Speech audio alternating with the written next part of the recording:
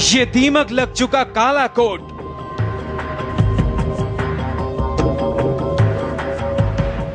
ये फटी सदरी,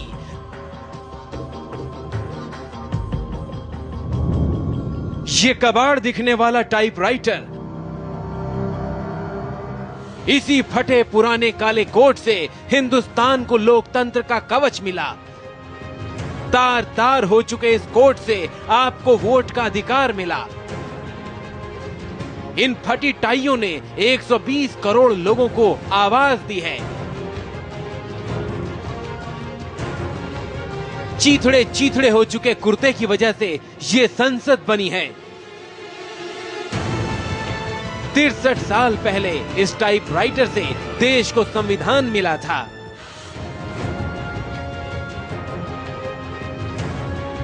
आज ये सारी निशानियां बोलेंगी, हर हिंदुस्तानी को हिला देंगी।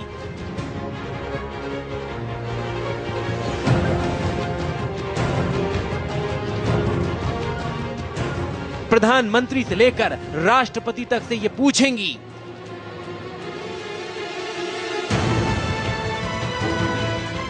हर पार्टी को झकझोर देंगी।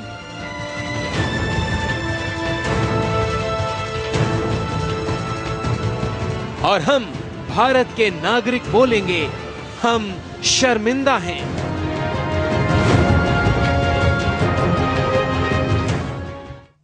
हम शर्मिंदा हैं। कोई भी गैरतमंद हिंदुस्तानी ये तस्वीरें देखने के बाद नजरें नहीं उठाना चाहता। कल पूरा देश दुनिया के सबसे बड़े लोकतंत्र के निर्माता डॉक्टर भीमराव अंबेडकर की 122वीं जयंती मनाने जा रहा है। बड़े बड़े नेता उनकी तस्वीरों और मूर्तियों पर हार चढ़ाने की तैयारी में हैं। उन तमाम नेताओं से हमारी अपील है कि आज ये तस्वीरें जरूर देखें और फिर देश की जनता को जवाब दें कि ऐसा क्यों हुआ। इंडिया टीवी के रिपोर्टर अभिषेक उपाध्याय की आंखें खोल देने वाली ये रिपोर्ट देखिए। बाबा साहब भीमराव अंबेडकर, भारत के संविधान के निर्माता। अंबेडकर की तस्वीरों की पूजा होती है। बड़ी बड़ी पार्टियां उनके नाम पर वोट मांगती हैं, जिनकी मूर्तियां भारत में राष्ट्रपिता महात्मा गांधी से ज्यादा हैं। देखने में लगता है कि भारत में अपने संविधान निर्माता की कितनी कद्र है, कितनी अहमियत है। अरबों रुपए सिर्फ बाबा साहब के नाम पर देश में खर्च हो जाते हैं। उनके बारे में बनाए गए कार्टून से देश की संसद ठप हो जाती है, हिंसा भड़क जाती है, केंद्र सरकार माफी मांगती है। लेकिन ठहरिए, आज इंडिया टीवी आपको जो तस्वीर दिखाने वाला है वो चीख चीख कर कहेगी कि अंबेडकर के नाम पर देश में कितना बड़ा आडंबर हो रहा है। अब आने वाली हकीकत को जरा गौर से देखिए। चलिए चिंचोली, बाबा साहब अंबेडकर की दीक्षा भूमि नागपुर के पास। इस इमारत में बाबा साहब अंबेडकर की तकरीबन सारी निशानियां हैं। करीब 400 वो नायाब निशानियां जिन्होंने भारतवर्ष यानी इंडिया की बुनियाद पड़ते देखा है। अब जरा इस इमारत के अंदर चलकर इसका हाल देखिए। घुसते ही आपकी आंखें पथरा देने वाली ये पहली तस्वीर, बाबा साहब का वेस्ट कोट। इस वेस्ट कोट का हर छेद देश को चलाने वाले के खोखले जज्बात की गवाही दे रहा है। इसी को पहनकर अंबेडकर संविधान सभा जाया करते थे। जरा सोचिए, हिंदुस्तान के सबसे बड़े लोकतंत्र की नींव रखने वाले शख्स की याद को हमने कितना फटेहाल बना दिया है। दीमक इसे चाट चुका है। हालात ये हैं कि छू दो तो वह गिर जाए। इधर देखिए, हैंगर में टंगे इन पैंट और वेस्ट कोट को सिर्फ ढांचा बचा है। धब्बों और दीमक ने इन्हें बर्बाद कर दिया है। अब जरा आगे चलिए। आपने तस्वीरों में देखा होगा, बाबा साहब हमेशा कोट पैंट टाई पहने नजर आते होंगे। अब जरा उनकी इन्हीं टाइयों का हाल देखिए। जगह जगह इनमें छेद हो चुका है, एक भी टाई साबुत नहीं बची। शायद आपके घर में रखा पोंछे का कपड़ा भी इससे बेहतर हालत में होगा। ये है बाबा साहब के कुर्ते, वो कुर्ते जो वो जनसभाओं में या फिर अपने घर पर आराम के वक्त पहना करते थे। किसी को कीड़े खा गए हैं तो किसी को नमी जर्जर कर रही है। और अब ये तस्वीर देखिए। इस तस्वीर जैसी शेरवानी रद्दी का टुकड़ा लग रही है। शायद ही कोई कोना हो जो साबुत बचा हो। हर तरफ छेद ही छेद, हर तरफ दीमक के निशान। बाबा साहब के इस कुर्ते पर एक निगाह डालिए, इसकी हालत को देखिए और इस बाबा साहब की सदरी की हालत को भी देखिए और उसके बाद ये सोचिए कि क्या कोई देश अपने राष्ट्र नायक, माफ कीजिएगा, राष्ट्र के महानायक की अंतिम स्मृतियों का इस कदर तिरस्कार भी कर सकता है। बाबा साहब, आज हम शर्मिंदा हैं। शायद ही दुनिया के किसी भी देश ने अपने महानायक की यादों के साथ ऐसी बदसलूकी की हो। बाबा साहब की सफेद कोट को हमारी बेकदरी ने काला कर दिया है, लेकिन दुख है कि इस कालिख पर न संसद जाम होती है, न नेता बयान देते हैं और न ही किसी सरकार की नींद खुलती है। बाबा साहब के इस कोट पर जरा गौर कीजिए। सिर्फ यही कोट नहीं, बाबा साहब का एक और कोट है जो मैं आपको दिखाने जा रहा हूं। बाबा साहब का ये कोट, इस पर भी ध्यान दीजिए। इन कोटों में बाबा साहब की कई तस्वीरों को आपने कई बार देखा होगा, लेकिन दुख की बात यह है कि बाबा साहब की ये निशानियां, इन निशानियों की स्मृतियां अब धीरे धीरे करके नष्ट होती जा रही हैं। यहाँ की हर तस्वीर एक एक तमाचा है उन लोगों के चेहरों पर जो बाबा साहब के नाम पर राजनीति तो करते हैं, लेकिन हकीकत में बाबा साहब के सिद्धांतों और उनकी निशानियों से इनका कोई लेना देना नहीं है। अंबेडकर की ऐसी मूर्तियां तकरीबन हर शहर में मिल जाएंगी। वही कोट है, टाई है, चश्मा है, सब कुछ पत्थरों में है। यादें भी पत्थर हो चुकी हैं। अंबेडकर की इन स्मृतियों को पत्थरों के रूप में आप तमाम जगहों पर देख सकते हैं, लेकिन जो हकीकत में स्मृतियां हैं वो एक कमरे में दीमकों के हवाले कर दी गई हैं। उनकी सुध लेने वाला कोई नहीं है और बाबा साहब की विरासत को देखने वाले बस कुछ ही लोग बचे हैं। आप हैरान हो जाएंगे ये सुनकर कि केंद्र सरकार और महाराष्ट्र सरकार को ये मालूम है कि बाबा साहब अंबेडकर की निशानियां तबाह हो रही हैं। इंडिया टीवी के पास सबूत हैं कि केंद्र सरकार और राज्य सरकार के पास इस बर्बादी की पूरी खबर है, लेकिन बाबा साहब के नाम पर अरबों रुपए के प्रोजेक्ट बनाने वाली इन सरकारों के पास बाबा साहब की ऐतिहासिक और अनमोल निशानियों के लिए पैसा और वक्त दोनों नहीं है। कैमरामैन नासिर आजिज खान के साथ अभिषेक उपाध्याय, चिंचोली, नागपुर, इंडिया टीवी।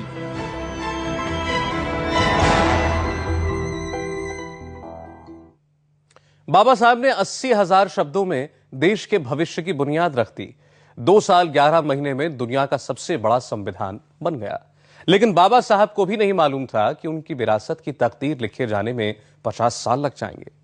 अगर आज हमारे हुक्मरानों की आंखें नहीं खुली तो 2 साल में अंबेडकर की आखिरी निशानियां खत्म हो जाएंगी।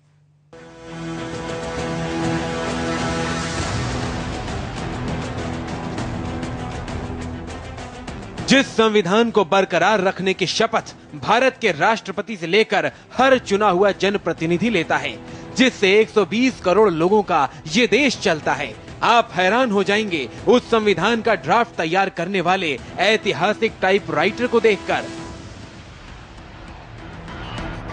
देखिए इस जंग लगे टाइपराइटर को, धूल से सने इस टाइपराइटर को।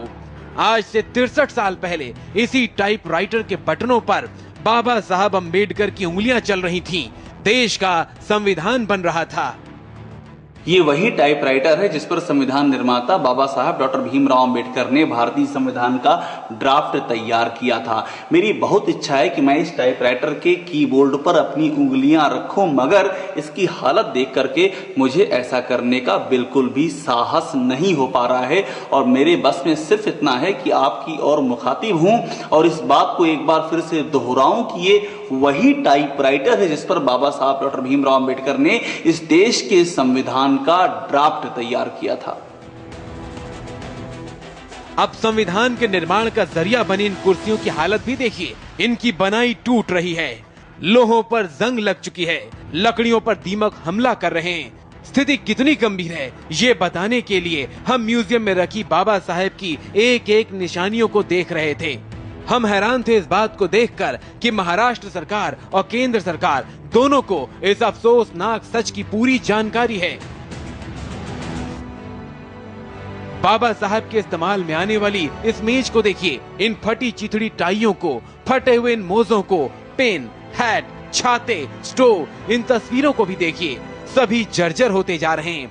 ये बाबा साहब की अपनी हैंड राइटिंग में लिखे उन दस्तखत वाले कागजात हैं जो फटने और गलने की कगार पर हैं। यहाँ तक कि बाबा साहब का वकालत वाला ऐतिहासिक कोट गाउन भी पूरी तरह फट रहा है। अंबेडकर की ये बहुमूल्य निशानियां सीधे सीधे बाहर की धूप, सीलन और गलन के संपर्क में हैं। यहाँ ना तो कोई क्यूरेटर है, न कंजर्वेटर और न ही कोई सिक्योरिटी गार्ड। इस चांदी की कटोरी को ध्यान से देखिए, इसमें बाबा साहब की अस्थियां रखी हुई हैं। और अब यहाँ के ट्रेजरार के मुंह से निकली इस चेतावनी को सुनिए कि 2 साल, सिर्फ 2 साल, और फिर यहाँ कुछ भी नहीं बचेगा। यही कंडीशन अगर 2 साल रही तो बाबा साहब के जनता को बाबा साहब का सामान देखने को नहीं मिलेगा। बाबा साहब का जो सामान है वो पूरा नष्ट होते जा रहा। अगर 2 साल गवर्नमेंट अगर ध्यान नहीं देती तो मेरे को नहीं लगता कि 2 साल के ऊपर भी ये जो बाबा साहब का सामान है आने वाले पब्लिक को देखने को मिलेगा। कल इसी संसद भवन में हर पार्टी के नेता बाबा साहब की मूर्ति के आगे कतार लगाएंगे। हर पार्टी के नेता ये साबित करने की कोशिश करेंगे कि उनके और उनकी पार्टी के लिए बाबा साहब की क्या अहमियत है। लेकिन हकीकत कुछ और है। जिस वक्त कल यहाँ पर भव्य समारोह चल रहा होगा, उस वक्त चिंचौली में वीरानगी में बाबा साहब की निशानियां बद से बदतर हालत में पहुंच रही होंगी। इन हालातों में ये सवाल भी बेहद लाजमी है कि आखिर क्या करती रही है महाराष्ट्र सरकार और कैसे आंखें मूंदे बैठी है केंद्र सरकार। ये वही कुर्सियां हैं जिन पर बैठकर बाबा साहब डॉक्टर भीमराव अंबेडकर ने इस देश का संविधान लिखा है।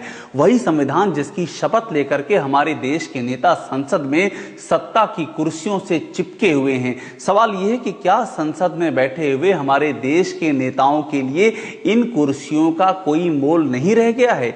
ये सवाल उन नेताओं के लिए है, ये सवाल इस सरकार के लिए है और ये सवाल इस देश की संसद के लिए भी है। कैमरामैन नासिर अजीज खान के साथ Abhishek Upadhyay, Chicholi, Nagpur, India TV. UPA सरकार और महाराष्ट्र सरकार दोनों ही इस सच से वाकिफ हैं। बाबा साहब के नाम पर हजारों करोड़ की योजनाओं का दावा करती हैं ये सरकारें। केंद्र सरकार के 2 मंत्रालयों के बीच पिछले 3 साल से बचाव के नाम पर कागजी कार्रवाई जारी है। अब आपको दिखाएंगे कैसे फुटबॉल की तरह बाबा साहब की निशानियों को एक पाले से दूसरे पाले में फेंका जा रहा है। बाबा साहब को करोड़ों लोगों के लिए संविधान लिखने में सिर्फ 222 पन्ने लगे, लेकिन उनकी चंद निशानियों को सहेजने के लिए न जाने कितने पन्ने केंद्र और राज्य सरकारों ने अपनी फाइलों में दबा दिए। सबसे पहले देखिए वरिष्ठ कांग्रेसी नेता और यूपीए 1 में केंद्रीय संस्कृति मंत्री रही अंबिका सोनी की इस चिट्ठी को। तारीख है 22 अगस्त 2008। अंबिका सोनी ने ये चिट्ठी उस वक्त के केंद्रीय राज्य मंत्री स्वतंत्र प्रभार विलास मुत्तेमवार को लिखी। अंबिका सोनी लिखती हैं, श्री मुत्तेमवार जी, मुझे चिंचोली नागपुर के शांतिवन म्यूजियम में बाबा साहेब की बेशकीमती सामग्री को संरक्षित करने के लिए भारतीय पुरातत्व विभाग को निर्देशित करने संबंधी आपका पत्र मिला है। मैंने इस पत्र को डायरेक्टर जनरल ASI को उचित कार्यवाही के लिए आगे बढ़ा दिया है। Your sincerely, Ambika Soni. इससे पहले विलास मुत्तेमवार को इस म्यूजियम का रखरखाव करने वाली इंडियन बौद्ध काउंसिल की ओर से कई चिट्ठियां लिखी गईं। उन्होंने इसे उस वक्त की संस्कृति मंत्री रही अंबिका सोनी को बढ़ाकर अपनी खानापूर्ति कर ली। यहाँ के जो मिनिस्टर थे मुकुल जी वासनिक साहब, उनको भी रिक्वेस्ट किए। यहाँ के जो खासदार थे विलास मुत्तेमवार जी, उनको भी रिक्वेस्ट किए। वो बोले कि करेंगे करके, लेकिन सही तरीके से काम नहीं हुआ। फाइलों में दबे आम आदमी की कहानी आपने कई सुनी होंगी। आज आपके सामने है दुनिया के सबसे बड़े लोकतंत्र का संविधान बनाने वाले बाबा साहेब अम्बेडकर की यादों को लाल फीरा शाही में जकड़ने वाले लोगों की दास्तान। तारीख 19 अक्टूबर 2011। महाराष्ट्र सरकार के सामाजिक न्याय विभाग ने विदर्भ विकास पैकेज 2009 के तहत इस म्यूजियम के उद्धार के लिए रकम देने की बात कही। तारीख 16 दिसंबर 2011। महाराष्ट्र सरकार के नागपुर इंप्रूवमेंट ट्रस्ट ने केंद्रीय सामाजिक न्याय एवं अधिकारिता मंत्रालय को बताया कि वो अंतिम निशानियों को बचाने के लिए प्रस्ताव आमंत्रित कर रहा है। तारीख 3 नवंबर 2012। करीब 6 महीने पहले अंबेडकर म्यूजियम के विकास और रखरखाव के लिए तारीख और रकम तय हुई। रकम 32,54,53,000 की। अंबेडकर की निशानियों को बचाने के टेंडर निकल चुके हैं, ठेकेदार ढूंढे जा चुके हैं, लेकिन देश के तकदीर का खाका लिखने वाले बाबा साहब के इस कोड का छेद अब भी देश के फटेहाल सिस्टम की कहानी बयां कर रहा है। इन पर पैबंद लगाने वाला भी कोई नहीं है। कागजी उलटफेर की इस कहानी में एक नाम पूर्व सामाजिक न्याय और अधिकारिता मंत्री रहे और मौजूदा कांग्रेस महासचिव मुकुल वासनिक का भी है। इसी क्षेत्र से सांसद वासनिक के पास बाबा साहेब के शांतिवन म्यूजियम के पदाधिकारी कितनी ही बार गुहार लेकर गए, मगर उन्होंने हर गुहार के जवाब में एक नया आश्वासन पेश कर दिया। फाइलें घूम रही हैं, देश शर्मिंदा है। नेता अंबेडकर की 122वीं जन्मतिथि के कार्यक्रमों के भाषण तैयार कर रहे हैं। उम्मीद है कि अंबेडकर के नाम पर आडंबर करने वालों की नींद इस बार जरूर टूटेगी।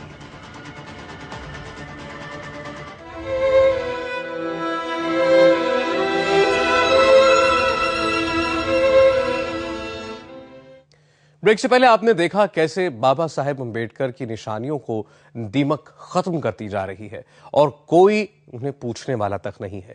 तो वहीं दूसरी तरफ तमाम पार्टियां ये साबित करती रहती हैं कि बाबा साहेब की सबसे बड़ी हितैषी वही है। इसका एक नमूना 1 साल पहले उत्तर प्रदेश में देखने को मिला था। उत्तर भारत में बाबा साहब भीमराव अंबेडकर की मूर्तियां लगाने का रिकॉर्ड काम हुआ है उत्तर प्रदेश की मुख्यमंत्री मायावती के शासन में। अकेले लखनऊ में भीमराव अंबेडकर सामाजिक परिवर्तन स्थल पर करीब 1200 करोड़ रुपए खर्च किए गए। नोएडा में दलित प्रेरणा स्थल पर 34 हेक्टेयर के पार्क में मूर्तियां लगाने और निर्माण के काम में करीब 700 करोड़ रुपए खर्च हुए। बादलपुर गांव में डॉक्टर भीमराव अंबेडकर पार्क में 18 फुट ऊंची अंबेडकर की प्रतिमा लगाई गई। यहां बने पार्क में 101 करोड़ रुपए का खर्च आया। ये सिर्फ बानगी है, ऐसी ना जाने कितनी और योजनाएं हैं जो करोड़ों की लागत से बनी होंगी। उत्तर प्रदेश में मायावती के राज में कई ऐसे पार्क बने। इन पार्कों को दलितों की ताकत के तौर पर दिखाया गया। इन पार्कों में लगी अंबेडकर की मूर्तियों के सहारे देश के सबसे ताकतवर राज्य की राजनीति हुई। लेकिन जितना पैसा इन पार्कों और इन मूर्तियों में बहा, उसके छोटे से हिस्से से अंबेडकर की निशानियां हमेशा हमेशा के लिए अमर हो जाती। मगर अफसोस की बात यह है कि वोट की राजनीति करने वाले नेताओं की अंबेडकर की अंतिम निशानियों को बचाने में कोई भी दिलचस्पी नहीं रही। महाराष्ट्र में समाज से लेकर सियासत तक अंबेडकर के नाम पर हलचल मच जाती है, लेकिन महाराष्ट्र के नेताओं को भी बाबा साहेब की आखिरी यादों को सुरक्षित रखने की कोई फिक्र नहीं है। महाराष्ट्र जो बाबा साहब की कर्म भूमि है, बाबा साहब के नाम पर अगर कोई कुछ बोल दे या लिख दे तो हिंसा भड़क जाती है, शहर बंद हो जाते हैं। बाबा साहब के नाम पर गली गली में आयोजन होते हैं, लेकिन इनमें से ज्यादातर को बाबा साहब की निशानियों की ना तो याद आती है और न ही उनके बारे में पता होता है।